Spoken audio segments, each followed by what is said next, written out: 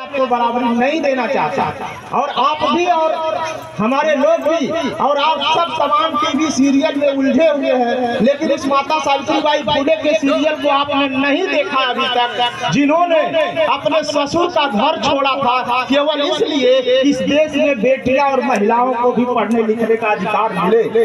इसलिए जिस धर्म में, जिस मजहब में, जिस धारा में, जिस ईश्वर द्वारा बनाए गए संविधान में, जिस ईश्वर द्वारा बनाए गए नियम कानून के अनुसार आप अगर पढ़ लेती तो पूरा परिवार नरक में चला जाता। ऐसा इस देश में माना जाता था, ऐसा इस देश में माना जाता था कि महिलाओं को ईश्वर द्वारा पढ़ना वर्जित किया गया है। और केवल निचली जातियों की महिलाएं नहीं, अगड़ी जातियों को भी महिलाओं को पढ़ने का अधिकार नहीं था।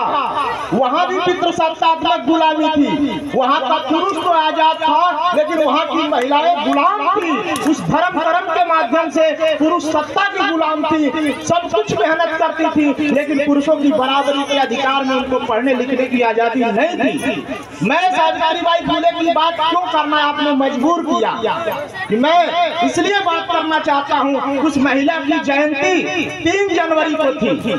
3 जनवरी को आपने सावित्रीबाई फुले की जयंती नहीं मनाया होगा, लेकिन आज ही मैं अपील कर रहा हूँ कि आज ही से जाके सावित्रीबाई फुले का सीरियल देखिएगा और रोज 3 एपिसोड देखिएगा और जानिए समझिए कि हमारे महापुरुष कैसे इस देश को सुंदर बनाने के लिए, जाति व्यवस्था को समाप्त करने के लिए, महिलाओं को सम्मानजनक बराबरी का दर्जा देने के लिए कैसे लड़ा है। और सावित्रीबाई फुले किसी एससी जाति में नहीं पैदा हुई थी, ओबीसी की माली जाति में पैदा हुई थी और उन्होंने ओबीसी, एससी और सवर्ण समाज की महिलाओं को भी सबके लिए 18 स्कूल उस जमाने में खोला था। और जब खोला उनके ससुर ने कहा, ज्योतिबा फुले जो उनके पति थे, कहा कि बेटा मैं नरक में नहीं जाना चाहता, तुम लोग जाना चाहते हो जाओ, या तो मेरा घर छोड़ दो या तो स्कूल चलाना बंद कर दो।